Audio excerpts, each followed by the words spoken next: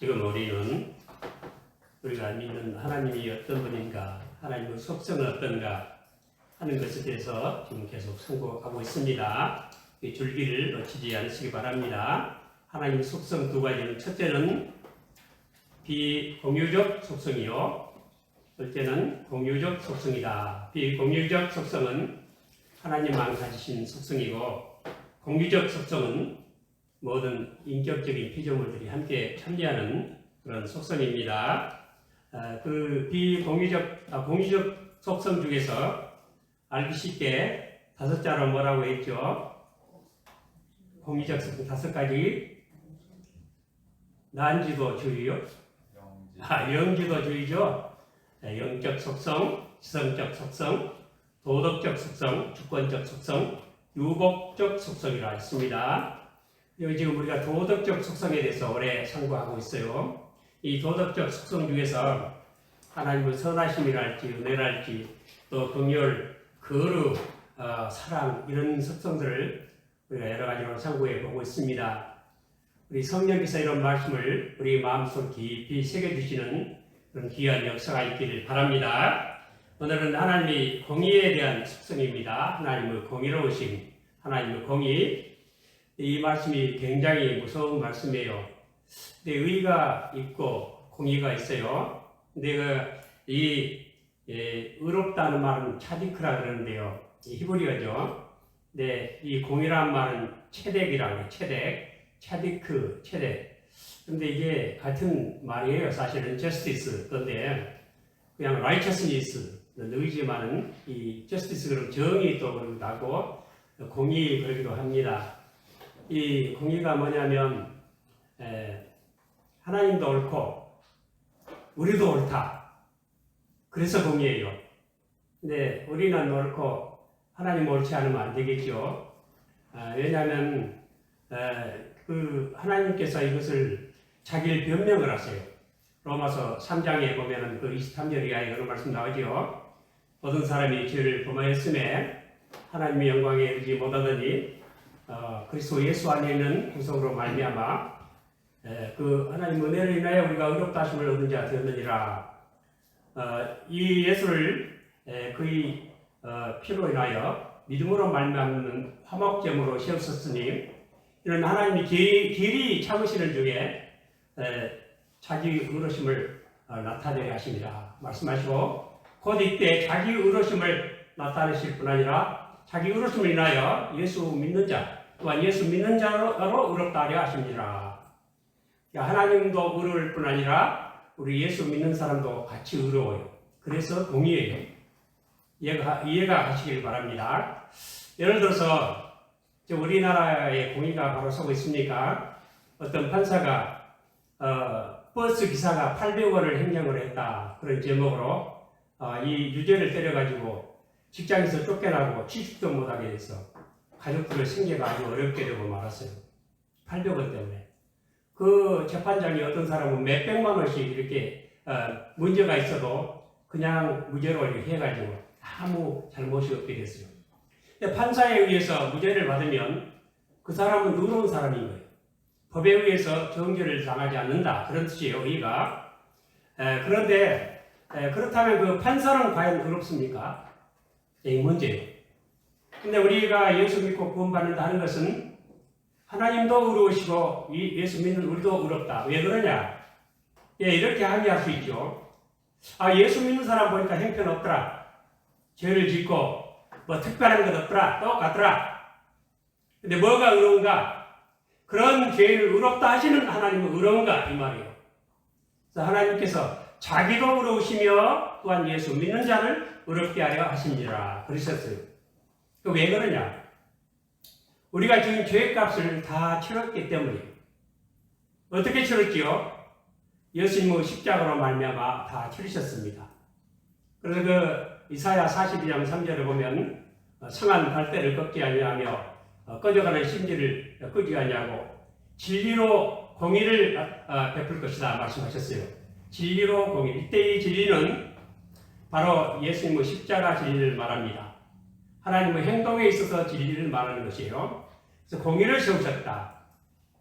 그래서 우리 우리의 구원은 의로운 구원이지 불의한 구원이 절대 아니다. 우리도 그렇고 하나님도 그렇다. 왜냐? 하나님께서 우리 죄를 다 죄값을 처리하셨기 때문이다. 그런 뜻이에요. 하나님 죄값 받으셨으니까 우리도 죄 없고 하나님께서 정당하게 처리하셨으니까 하나님도 의로우시다. 잘못한 게 없다. 왜 그러냐? 그 아들 예수 그리스도로 말미암아 죄의 문제를 다 해결했기 때문이다. 그 아들이 친히 피를 흘리고 죽으셔서 우리 죄의 문제, 죄값 다 해결했기 때문이다. 그런 거예요. 그래서 이게 의롭다는 말이 여러 가지 개념으로 사용을 해요. 의롭다 말이 이 차디크란 말이 어떤 때 쓰냐면은 첫째는 어떤 우리가 토론을 하거나 어떤 사회적인 경우에 있어서 의롭다, 잘못이 없다 그럴 때 써요. 예를 들어서요. 여러분 대통령이 해외에 나가서 역지거리를 하고는 그것을 방송한 MBC가 잘못했다 하고 MBC에게 지금 탄압을 하고 있어요. 욕을 한 사람이 나쁩니까? 그걸 했다고 사실대로 보도한 사람이 나쁩니까? 어느 쪽이 의로워요? 이 문제예요. 그래서 정정당당하게 행하는 것은 의롭다. 제가 그걸 시비를 받으려고 하는 게 아니에요. 그리고 또 하나는 뭐냐면 우리 사는 삶이 의롭다. 경우에 합당하다. 그런 얘기예요. 그것은 그 창세기 30장 33절에 이런 말이 나옵니다. 후일에 외삼촌께서 오셔서 내 품삯을 조사하실 때 나의 의가 나의 표징이 되리이다. 내게 혹시 염소 중 아롱지지 아니한 자나 점이 있는 자나 양 중 검지 아니한 자가 있거든 다 도적질한 것으로 인정하소서. 이거예요. 자, 이거 재밌습니다. 야곱이 왜 그러는지 모르겠어요. 근데 아주 이게 의미가 있는 것 같아요. 왜냐하면 야곱이 이제 6년, 7년 그 아내를 위해서 봉사하고 14년을 했지요. 그 아내를 위해서 이렇게 허송세월을 한 거예요. 그리고 이제 가겠다 하니까 그러지 말고 더 있어라. 하나님 너 때문에 내게 복 주신 줄 내가 알고 있다. 대신에 싹을 정해라. 그러니까 야곱이 뭐라 하냐면 그럼 내가 이 삼촌 양을 칠 때 그 검은 양이 났거든. 그 양들이 검은 양 잘 날까요? 또 아롱진 것이 났거든. 점 있는 것이 났거든. 그건 내 것이고 하얀 건 다 외삼촌 겁니다. 그러니까 만약 와서 외삼촌이 왔을 때 도적질한지 아닌지 대번 알겠죠? 하얀 거 있으면 전부 도적질한 거죠. 자, 여러분들 그래서 이걸 가지고 나의 의를 삼게 하겠다. 나에게 경우에 합당하다 이거예요. 여러분들 야고보 목장에 흰 양이 있습니까? 없습니까? 야고보 목장에 흰 양이 있어요? 없어요? 흰 양이 있으면 뭐 하는 거예요? 도둑질한. 자, 이것을 우리 영적으로 한번 대입해 봅시다. 야고보 목장은 영적으로 뭘 의미할까요? 교회죠, 교회. 교회에 흰 양이 있어요? 없어요? 네? 교회에 흰 양이 있어요? 없어요? 진짜 자기 나름대로 흰 양은 하나도 없어. 우리는 다 무슨 양이에요? 검거나 아롱지거나 점이 있거나 다 흠이 있는 자라 이 말이에요. 자기 의가 없어요. 예수님 때문에 우리는 의로운 사람이지, 달리 우리 자신의 의로는 구원받지 못해요. 절대로 못 받아요. 그런데 또 우리가 하나님 의로 구원받는데 또 이런 이야기 있죠. 미국에서 있었다 그러는데 제가 확실히 잘 사실인지를 모르는데 이런 얘기 들어봤어요. 어떤 할머니가요, 너무너무 배가 고파서 빵 한 조각 훔쳐 먹었는데 걸려가지고 절도가 됐죠. 그래서 재판을 받았어요. 재판장이 보니까 왜 그 빵을 훔쳐 먹었습니까? 그러니까 그 할머니가 너무너무 배가 고파서 나도 모르게 손이 가서 그 빵을 입에 넣고 말았습니다. 이러는 거예요. 그러니까 재판장이 그래요. 그러면 그 죄값으로 벌금 10불을 내세요. 하고 10불을 딱 때렸어요. 벌금을. 그러면서 하는 말이 그런데 이제 재판장에 사람이 많이 있는데 이 할머니가 이토록 배가 고프도록 이렇게 어렵게 사는데 우리는 그거 모르고 전혀 모르고 호의호식하고 잘 살았습니다. 그거 내가 사회적인 죄책을 느낍니다. 그래서 나도 그 죄값으로 그 10불을 내가 내겠습니다. 그리고 여러분 중에서 그런 죄책의식을 가진 사람이 있거든. 같이 동참해 주세요. 그래서 판사 모자에다가 10불을 내가지고 딱 돌렸어요. 그래서 그 돈을 다 걷어가지고 벌금 얼마예요? 10불 내고 나머지가 500불이 남아가지고 할머니 주시면서 가지고 가시라고 해서 보냈다는 거예요. 우리 하나님의 구원이 그와 같아요. 우리의 죄는 말할 수 없이 막중한 죄지만 예수님의 복의 피가 죄값 다 치르고도 남아요, 안 남아요? 예수님 피가 온 세계의 물을 다 해도 씻을 수 없는 우리 죄를 예수님 피로, 보배로운 피로 씻으셨어요. 그래서 우리 죄값만 치는 게 아니고 아까 그 할머니가 얼마 받아갔다고요? 10불을 벌금 내고도 500불을 가져갔다. 하나님 은혜는 우리 죄값만 딱 간신히 갚고 아이고 힘들다 그게 아니에요. 하나님 은혜는 차고도 넘쳐요. 그래서 놀라운 축복을 한없이 우리에게 부어주신 줄로 믿으시기를 바랍니다. 그래서 우리가 예수 믿는 게 사실은 하나님이 공이라는 이 말이 무서운 말씀 때문에 예수 믿는 거예요. 왜냐하면 히브리서 9장 17절에 그런 말씀 나오죠. 한 번 죽는 것은 뭐죠? 사람에게 정한 것이요. 그 후에는 case of judgment, 심판이 있으리라. 심판을 감당하게 될 것이다. 우리 사람 죽으면 끝납니까? 안 끝나요. 그 후에 심판을 받아요. 근데 이 심판하신 하나님이 어떤 하나님이신가? 굉장히 무서운 하나님이에요. 이 무서운 것이 이걸 봉이라는 말 속의 말 뜻이 이거예요. 우리 목사님들 사회에서 이번에 우리 노예할 때 어떤 분이 자기 목사님, 아버지 목사님이 별명이 대쪽이었대요.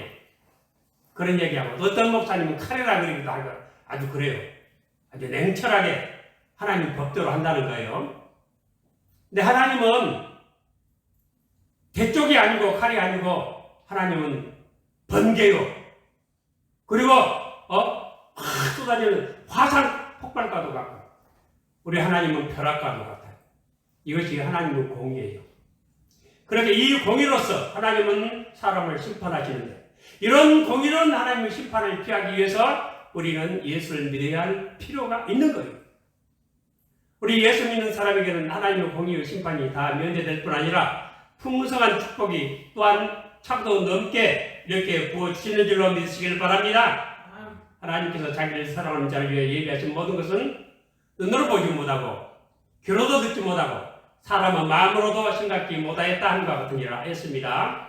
그럼 오늘은 이 하나님의 공의로운 속성이 어떤 것인가를 간단하게 말씀드리고 마치려고 해요. 우리는 이런 하나님의 공의의 속성을 넘어갔다고요. 그러니까 좀 안심하고 들으세요. 하나님의 공의는 어떤 것이냐면은 그 하나님의 공의는 이렇게 토론할 때 옳다 하는 것도 있고 삶에 있어서 내가 정당하다 하는 것도 있지만 가장 중요한 건 재판과 관계된 용어예요. 그래서 우리가 믿음으로 뭘 받죠? 믿음으로 의롭다 하심을 받죠. 이것은 뭐라냐면 칭의라 그러죠. 이 칭의의 정의가 뭐냐면 justification is defined 뭐 그런 말에서 그런 용어 있냐면 judicial act of God 하나님의 사법적 행위다. 하나님의 재판적 행위다 뜻이에요.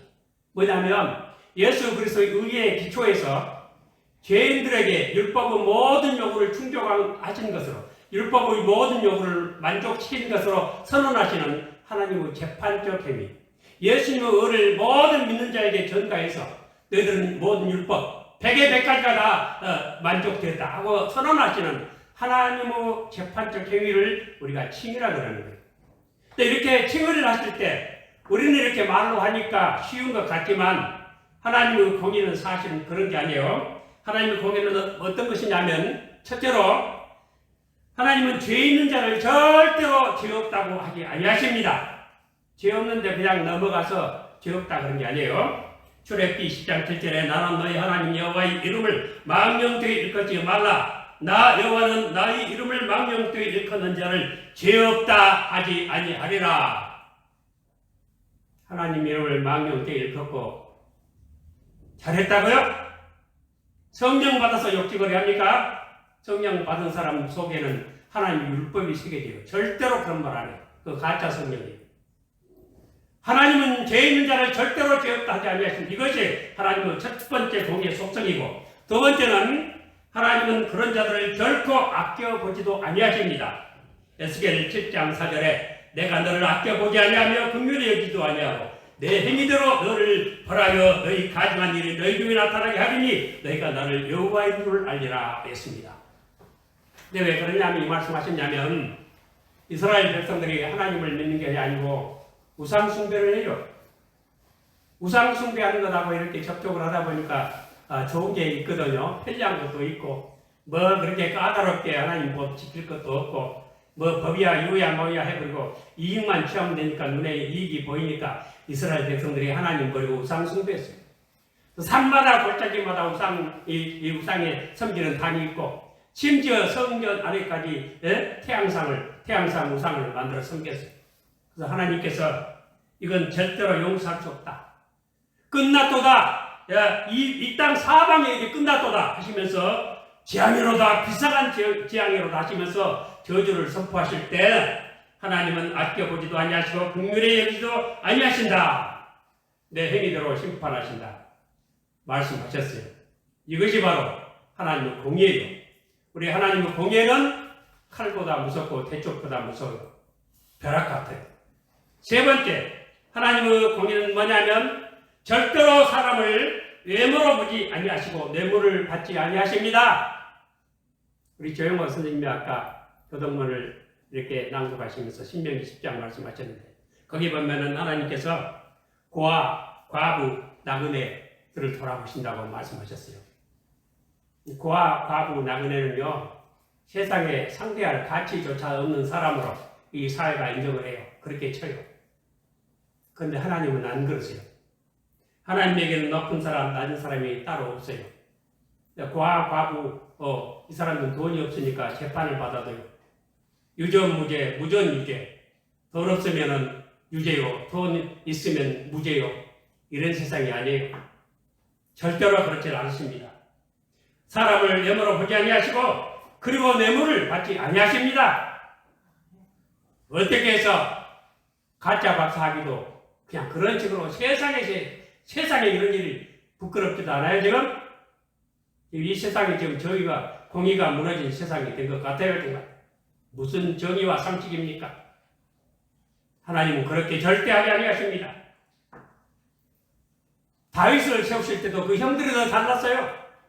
다윗은 아직 어린이지만, 그 형들은 아주 장대한 사람들. 눈으로 딱 볼 때도, 이 사람이 왕감이다. 사무엘이 그랬죠? 근데 하나님은 외모로 보지 말아라 말씀하셨어요. 여러분 못난 나무가 산을 지킨다고 우리 못난 것 같지만 하나님은 우리를 귀히 여기십니다. 그리고 우리 가난해도 하나님은 우리를 가난하다고 과시하지 아니하십니다. 이것이 하나님의 공의입니다. 여러분 하나님을 확실히 믿으시기를 바랍니다. 신명기 10장 17절에도 너희 하나님 여호와는 신이심의 주시오 크고 능하시며 두려우신 하나님이시라 사람을 외모로 보지 아니하시며 뇌물을 받지 아니하시고 말씀하셨습니다. 여러분 우리 없다고 가난하다고 절대로 낙심하지 마시고 하나님을 더욱 바라보시기 바랍니다. 그 다음에 네 번째로 하나님의 심판에는 편견이 없으십니다. 이 편견이라는 게 지금 무서워요.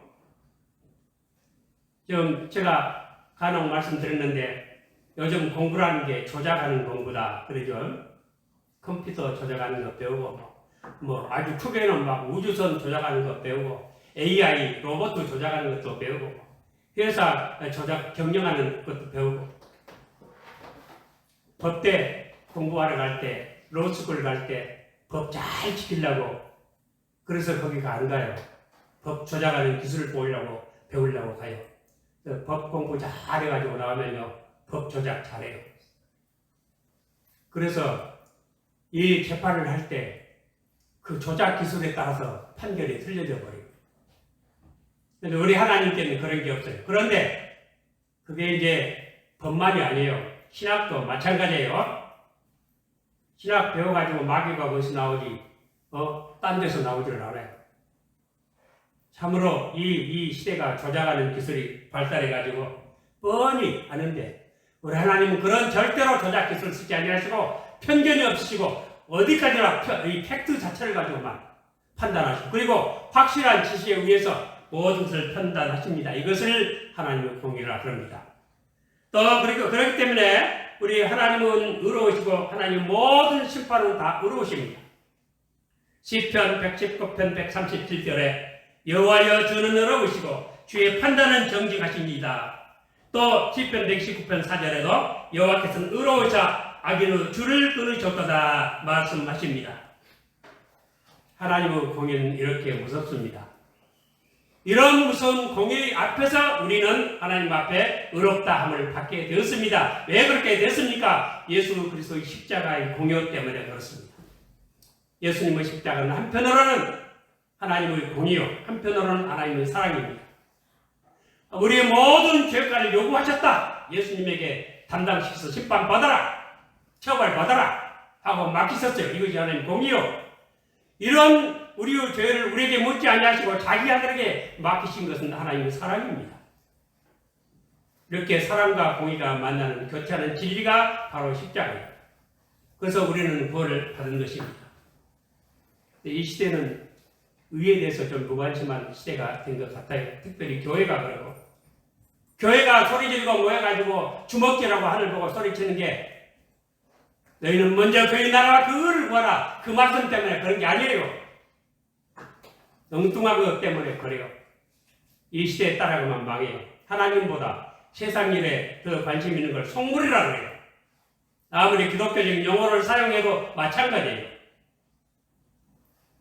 그 속과 성과 서구 울타리가 무너진 시대가 된 것 같습니다. 이럴 때 우리는 하나님의 공의를 생각하시면서 얼마나 크신 사랑을 우리에게 베푸시는가도 생각하시면서 더욱더 우리 예수 그리스도를 잘 믿고 그 은혜에 우리의 모든 죄를 살 뿐 아니라 그 남은 축복까지도 다 받아 누리는 우리 모두 되시기를 축원합니다.